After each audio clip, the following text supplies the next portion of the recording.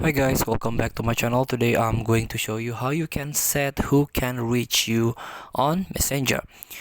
So you can set it up who can reach you by tap on your settings on your Messenger app. You can scroll down and go to the privacy and safety.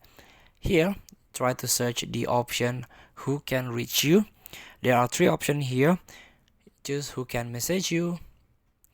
You can deliver request to chat, message request, or don't receive request here. And also other on Messenger or Facebook. Here you can set to message request on don't receive request. And here restricted accounts. You can learn how restrict works. If you want to see less of someone without blocking them, you can restrict them and chat will appear here. And last is block account. Stop someone from contacting you. Feel free to try. Thank you for watching. Don't forget to comment, like, and subscribe, and circle the next button below. See you in the next video.